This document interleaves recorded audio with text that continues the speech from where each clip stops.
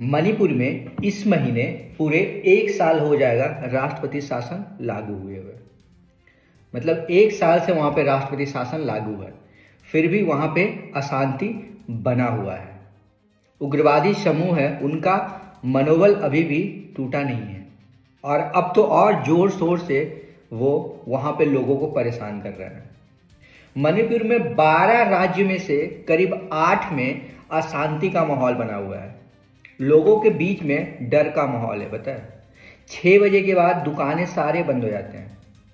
सारी दुकानें 6 बजे के बाद बंद हो जाते हैं। लोगों का आवागमन सब बंद। यहाँ तक स्थिति इतना ज़्यादा खराब है कि अगर रात में किसी को इमरजेंसी हो जाता है, हॉस्पिटल जाने की नौबत आती है, तब भी लोगों को कितना मुश्किलों का सामना करना पड़ रहा है। पता है, मतलब लोगों में डर का माहौल है, जिसके कारण पता है क्या हो गया, मणिपुर में जो युवा वर्ग है उनका पलायन बढ़ गया है। जैसे कुछ लोग असम जा रहे हैं, कुछ लोग कलकत्ता शिफ्ट हो रहे हैं, ऐसे करके वहाँ पे स्थिति इतना ज़्यादा खराब है। सोचो, फिर भी सरकार, केंद्र सरकार या राज्य सरकार कहती है कि स्थिति पे काबू पाने की कोशिश की जा रही है। मतलब मैतेई और कुकी के बीच में स्थिति इतना ज़्यादा खराब है कि सोचो मणिपुर की आबादी क्या होगी। सोचो 12-15 राज्य है तो उसकी आबादी क्या होगी। इतने छोटे से राज्य में भी स्थिति को कंट्रोल नहीं कर पा रही है सरकारें।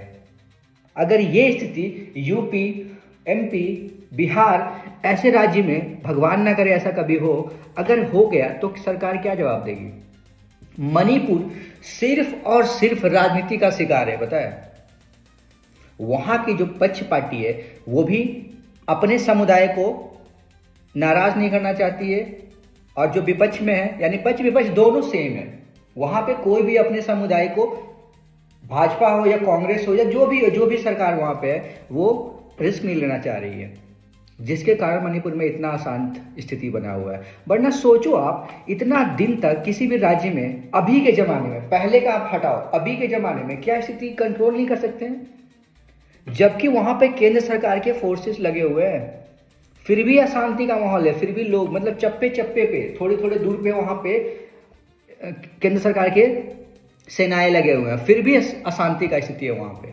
अब इससे अंदाजा लगा सकते हो मणिपुर की स्थिति क्या होगी और वहां के लोगों के बीच में कितनी ज्यादा दहशत होगी। पता है, किसी भी राज्य में या किसी भी देश में अगर कोई दुर्घटना होती है या कोई भी घटना होती है या कोई भी उग्रवादी समूह अगर किसी पे हावी होता है, उसमें सबसे ज्यादा महिलाओं को झेलना पड़ता है। इसका परिणाम सबसे ज्यादा महिलाएं ना, हर एक तरीके से बेचारी, वो मतलब बेचारी शब्द यूज नहीं करना चाहिए क्योंकि महिलाएं बहुत शक्तिशाली होती है, लेकिन फिर भी महिलाओं को इसका परिणाम झेलना पड़ता है। या वो रेप उत्पीड़न का मामला हो या कोई और, महिलाओं के साथ हमेशा बढ़ जाता है ये स्थिति। अब इससे अंदाजा लगा सकते हो कि मणिपुर की स्थिति क्या है। कुछ डॉक्टरों का वहां पे कहना है, कुछ व्यापारियों का कहना है कि जो उग्रवादी समूह है अब वहां पे उगाही करने लगे हैं। अगर आप उगाही में पैसे नहीं दोगे तो आपके खिलाफ शूट एंड शॉट, मतलब आपको गोली मार दिया जाएगा, आपकी दुकानों को लूट लिया जाएगा। कुछ पेट्रोल पंप को भी वहां पर निशाना बनाया जा रहा है, जिसके कारण पेट्रोल पंप को जला दिया जा रहा है। अगर रंगदारी मांगा जा रहा है उग्रवादी समूहों से, अगर वो नहीं दे रहे हैं तो पेट्रोल पंप को निशाना बना के जला दिया जा रहा है, जिसके कारण कुछ पेट्रोल पंप ऐसे हैं जहां पे बोतलों में भर के पेट्रोल दिया जा रहा है। अब आप सोचो कि उग्रवादी समूह का वहां पे कितना ज़्यादा, मतलब मन उतना कितना ज़्यादा बढ़ गया है। ऐसा हो रखा है मणिपुर। 1 साल से राष्ट्रीय शासन मायने रखता है किसी भी राज्य में, एट टाइम प्रेजेंट, अभी, जबकि हमारे पास सारी सुविधाएं हैं, हम किसी भी चीज़ से हम उस राज्य में कंट्रोल कर सकते हैं। लेकिन वहाँ पे स्थिति को कंट्रोल क्यों नहीं किया जा रहा? सिर्फ ओनली और ओनली राजनीतिक बेनिफिट। दोनों समुदायों के बीच में कोई भी पार्टी कूदना नहीं चाह रही है डायरेक्ट, या फिर वो बीजेपी की सरकार हो या कांग्रेस की सरकार हो या जो भी वहाँ पे लोकल पार्टी हो, नहीं कूदना चाह रही है, जिसके कारण पलायन की स्थिति बनी हुई है। वहाँ के लोग किसी और राज्य में शिफ्ट हो रहे हैं। क्या ये किसी राज्य के लिए या अपने भारतवर्ष के लिए ये स्थिति सही है?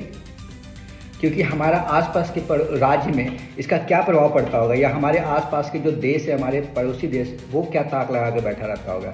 क्या केंद्र सरकार को इस पर और तेज़ी से इस पर कार्रवाई नहीं करना चाहिए और वहाँ पे स्थिति नॉर्मल नहीं करना चाहिए, जिसके कारण वहाँ के आम जन की स्थिति सही हो? क्या लगता है, नहीं करना चाहिए?